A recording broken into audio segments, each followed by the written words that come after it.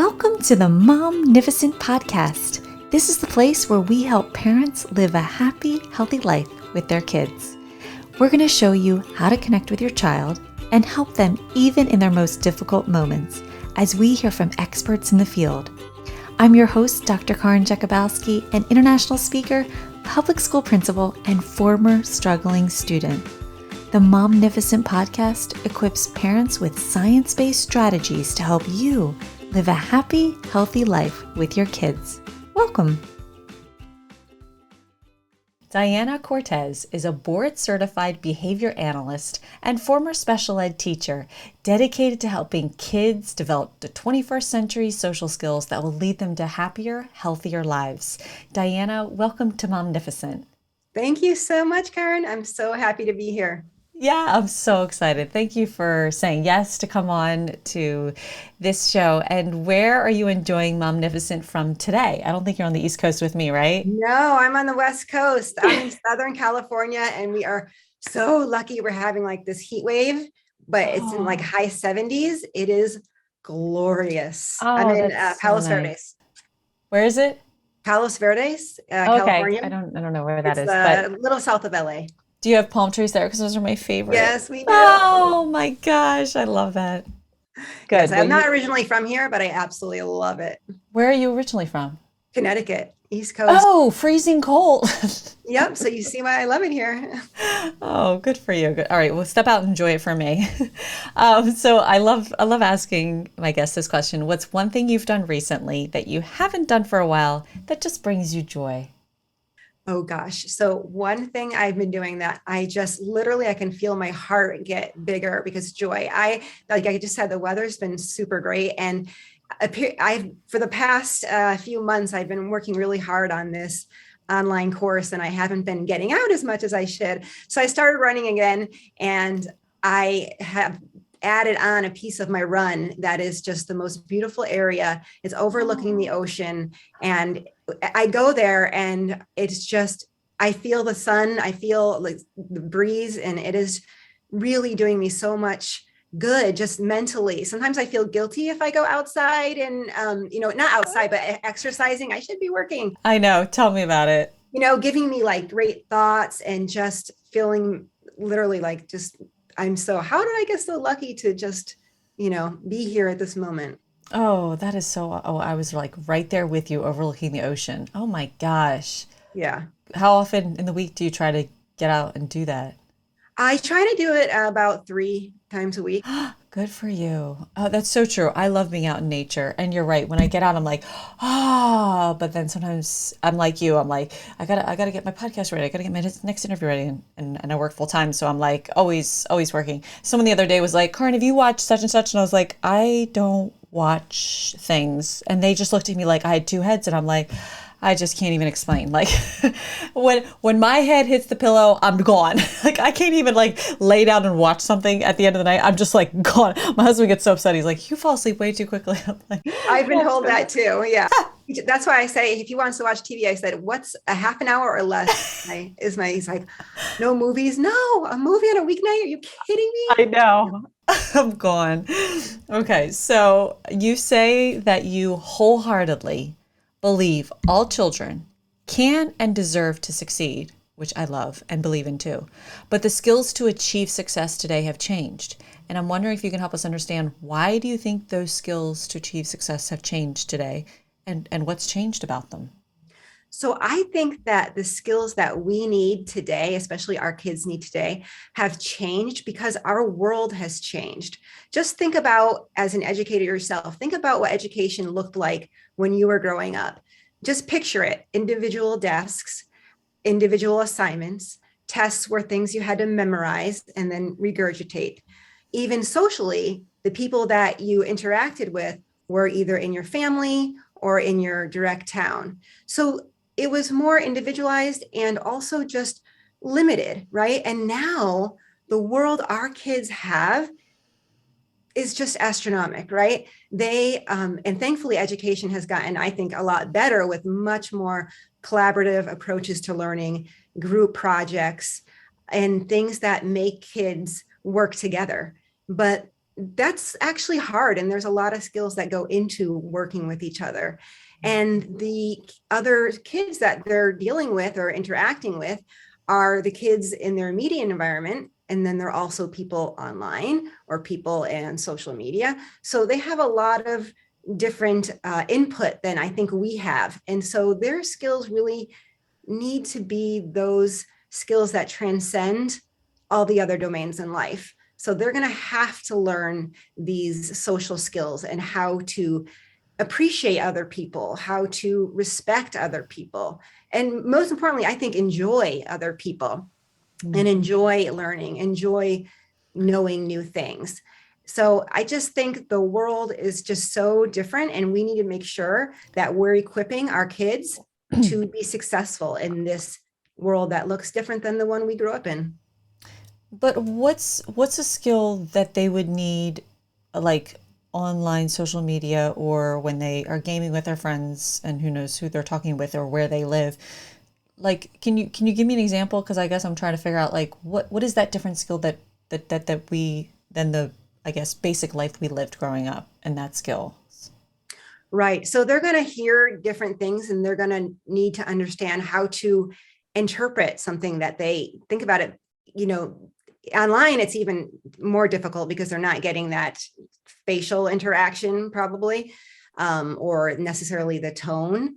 So they're also going to need to know how to interpret what they're hearing, how to have some self-regulation, and when they want to respond, how to communicate that they're best understood, especially if it's limited through something like online or through text, and how to, not either overreact, not overshare, because the whole digital socialization is a whole other dynamic that our kids need to understand.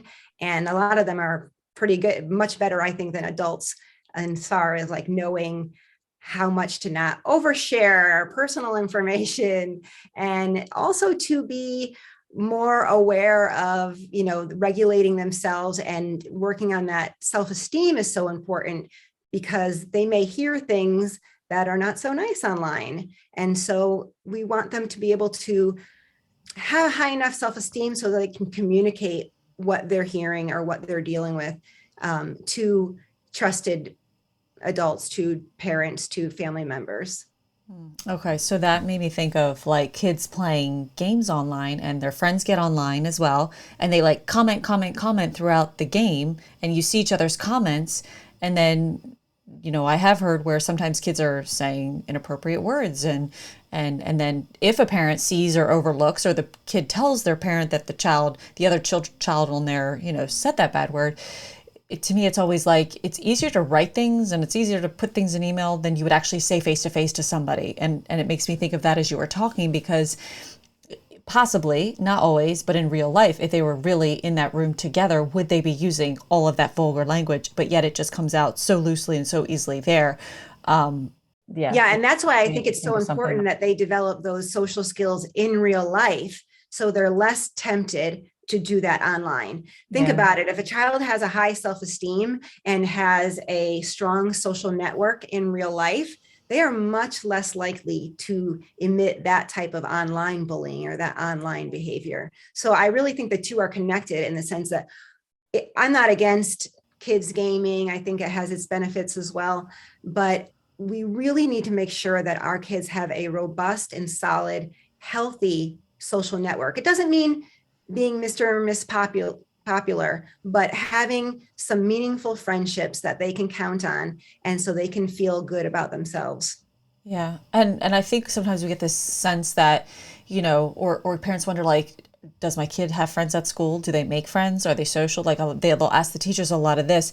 And sometimes we think they need like a lot or a bunch of friends. And actually, if they just have like, I mean, plus it doesn't really even sound right, but really if they only have like one or two, like that's what like they need. Like it's okay, just focus on those one or two. It's okay that there's not like three and five, in the circle of the friends that are like the closest to your child. So Dr. Michelle Borba, who we mentioned, wrote that book Thrivers. She had said that and it really made me think differently about that. And if you're a parent listening, that might be something to think about.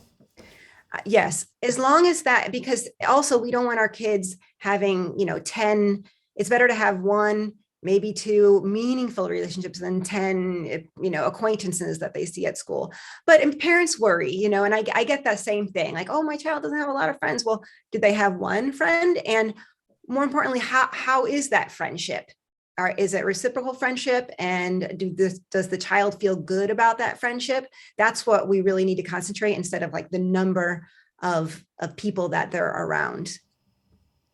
And if so, let's go back to teaching those soft skills, as you call them. If they're more important than ever in today's, which is so true, fast-paced, dynamic, and nuanced social environment. I love how you put it like that. What are soft skills? Maybe you can help our listeners with that. And why are they so important now more than ever? Right. So the soft skills are basically, think of people skills. They are skills like cooperation and to be able to communicate with others. They're also skills like social awareness and self-awareness, the ability to self-reflect and know what triggers you, what makes you happy, what kind of behaviors that you're going to show. They are all the skills that enable people to understand each other and get along with each other and appreciate each other. And these skills are what's needed both personally and professionally. So if we want to have friends, we don't want to just have our way all the time. That's just not going to work. You're not going to create a meaningful friendship if you have to have your way all the time.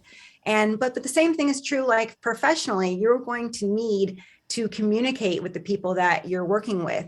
Even if you look at any of the World Economic Forum forecasts for the skills that are needed in the next 10 years or so, people skills are at the top of that list, and Right? creativity. They so are. I mean, I don't mean to cut you off, but I had so that we do this principal for a day. So we have local business people offer to come in, shadow, and like be a principal for the day with the principal. And I love to ask them, like, what do you need in your job right now? Who are you looking to hire, and what would be the top three things you need? And they are like people skills. If they can't get along with people, if they can't interact, if they can't take another perspective, like I'll teach them their rote skill. I can teach anybody anything like that. But to change their behavior, I can't. We all know behavior is the hardest thing to change, but it is those skills. But how often, I'd love to pull up report cards from around the country and see how many of the soft skills you just mentioned are even considered, recognized, talked about, but yet so important. So I love everything you're saying. Mhm. Yes, I think that's why are we not prioritizing that? That's the great question. Oh, that is such a great question. So yeah, I think, and these are skills. I agree. Like you can teach, the hard skills, the technical skills, rote skills. Those are fairly easy to teach, right? Yeah. But the soft skills also can be taught. They are not just skills that people have or don't have. And I think that's kind of a myth that's out there. Like, oh, he's a people person or she's not. But you can learn You to can. self-regulate. You I can agree. learn to self-reflect more. And these are things that we can develop and enhance as we go throughout life. And it's only going to make our life better. It's just, to me, it not only, gets you along with people, but it's just bringing more, to use the term again, joy to your life. For me, that it's all about kids enjoying other kids. When I'm around my peers, or they're bringing more value to my life.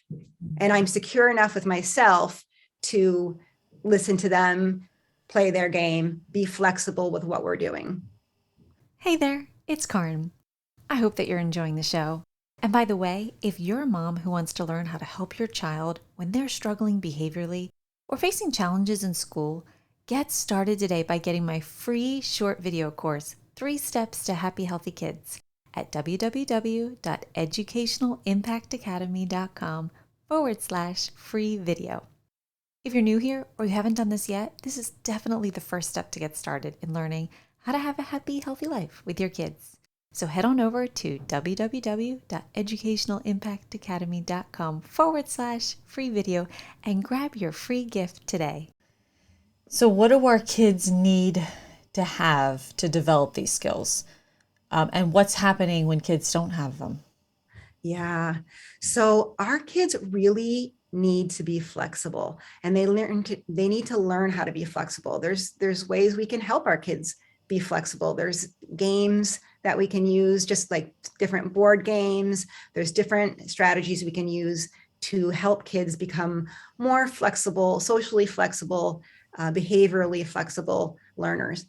And what happens when they don't have these skills is we can think about it in the micro.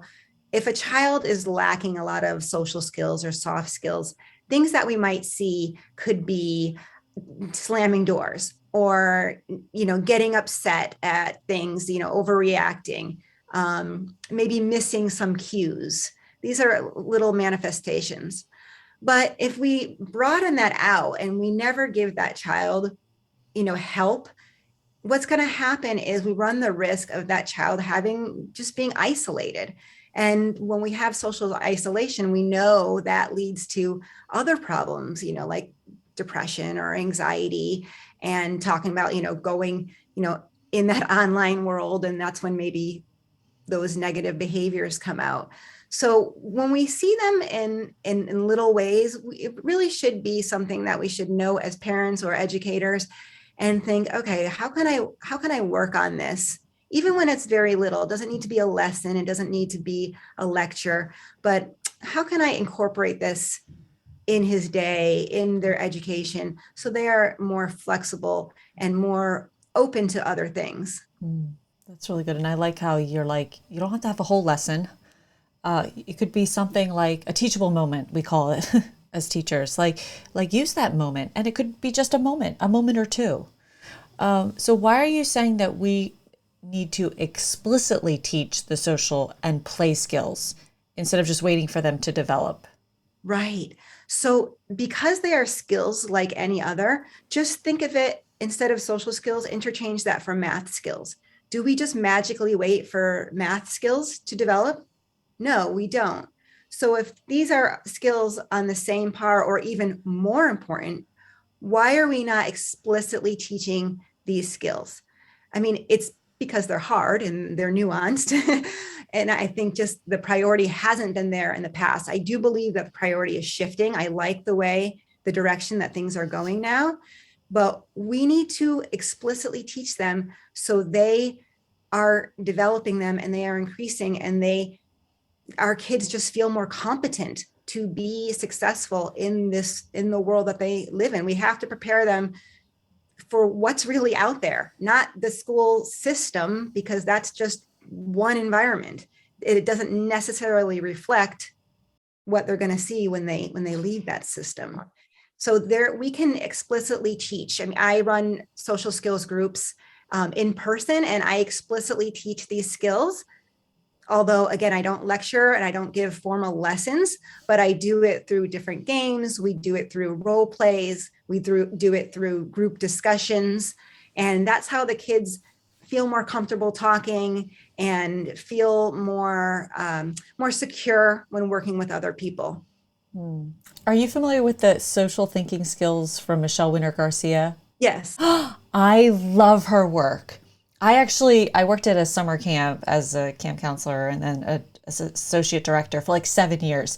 And at the end of it, the last couple of years, I actually taught a social skills group, like after camp, using all of her materials, which I fell in love with when I had attended one of her conferences. Okay, that's cool. She's great. Yeah, it's that emphasis on the social flexibility. Yeah, it's so important. I mean, some of us just kind of like show up with it or catch it by by observing, and then other kids like really need to be rote taught, and there's nothing wrong with that. It's okay. Yeah, exactly. I mean, when I talk to parents about like when your kid has a problem, it's only one of two things. It's either a problem to be solved or a skill they need to be taught. And I think so often we say, well, they should have known that. And I push back and I'm like, well, what if they don't know it? I mean, because I know they should, and a lot of kids you see have it, but what if that kid doesn't really know how to do that? And that really is kind of hard at times to stop and not assume that no, they should just be able to do that. the other kids are doing it. So I think that's really, really powerful. And I think what you just said is so key. It's okay. It's just a skill like any other, and we'll address it. It's okay. Yeah. They're doing the best they can with the skills that they have at. Yes, it's so true. And that goes for parents too. Mom, guardian, you are doing the best you can. Like, feel good right now because you're doing an awesome job, and no one should criticize you because with everything you are giving it everything. And as soon as you learn something new, awesome. We'll add that to your toolbox. We'll add this to your toolbox. So yeah, I think it can feel so discouraging, especially when your kid is acting up or having difficulty with skills. Some embarrassment there or some shame. It is, it's hard. And then you feel like you're the only mom who has a kid like that, which is not true. We all have our own issues in different moments or scenarios or what have you. So yeah, if you're listening, like, you're not alone, and it's okay. So you just take a deep breath because you're doing awesome. So Diana, how can we teach these social skills to our kids and students in a way that doesn't feel like work for them? Yeah. That's my mission in life. I love it. Tell us more. So I do this there's different ways we can do it, but what I do in my social skills groups, depending on the age of the child and the skill set of the child. So when they're little, you can easily do it through play. So think about just any materials that your child likes to play. You can use anything that they like, they have interest in. And so we were talking about that flexibility before. So maybe they are used to playing with their toys a certain way. And maybe we can, change that up a little bit, not something to upset them, but we can, hey, have you ever thought about this? And they can see new ideas and new possibilities with just, a little different idea in there. That's just the very beginning of being flexible. We play duck, duck, goose, for example.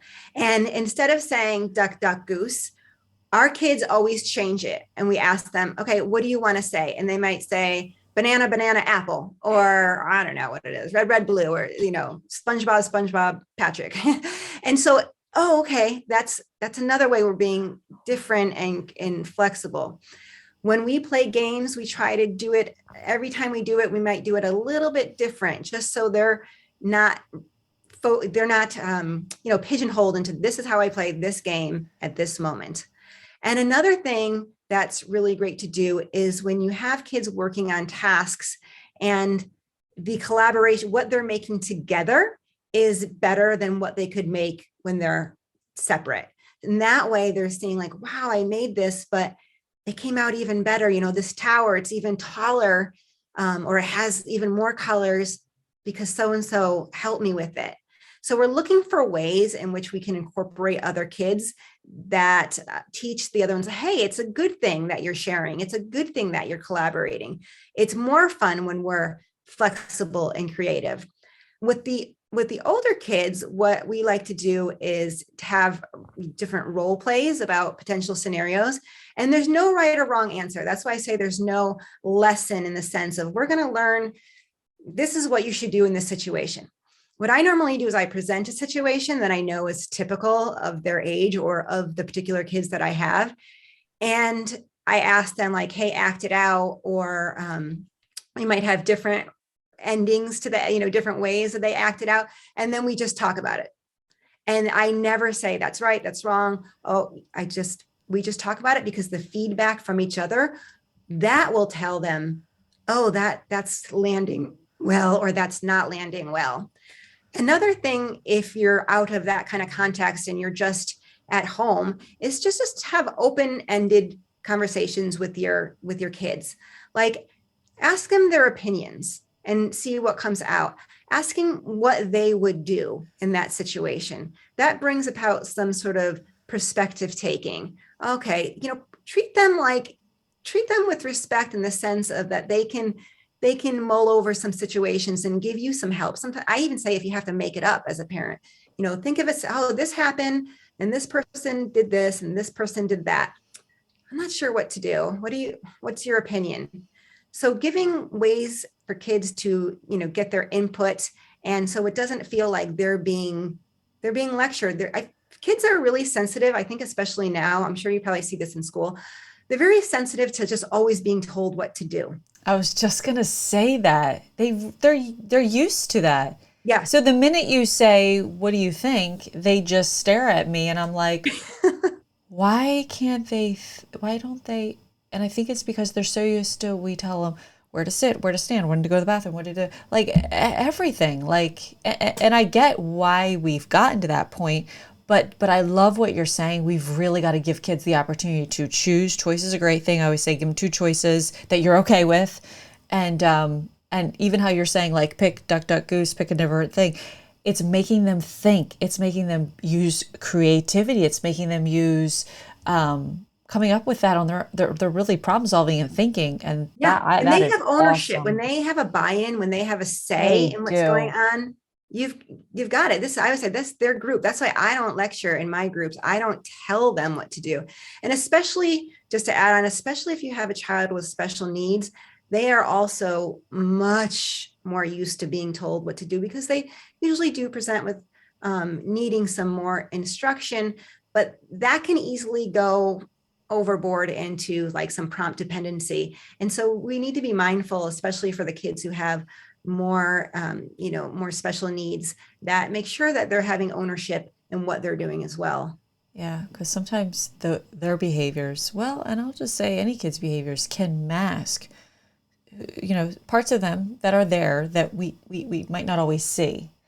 Like there was a kid years ago who had some severe, you know, disabilities challenges, and we made a lot of assumptions because of only the behaviors we saw, right? And then all of a sudden there was a poetry contest, and that kid wrote about having a friend and what a friend really is. And it oh wow, did that just stop me and say there's a person in there, and yeah, there's a lot of like we just like it's hard, it's sad to a bit, like you see their behaviors and you kind of like create your assumption about who they are, but wow, did that really show us who they were inside? And it was like, oh man, it just got me right to my core. And I was like, yeah, they recognize this, they know, they understand, they see that, and they might not always show it, but that's kind of like what you were saying reminded me of that. And there's always a reason behind these behaviors. Whatever Always. behavior we see, there's always a reason for it. And that's what we need to figure out, the why behind the Yeah. behavior. I know. That's like my whole thing. I love Claudia Gold. I had interviewed her, and I think she's a pediatrician out west. And she said, behind every behavior, there's a story. And I was like, yes, you're so right.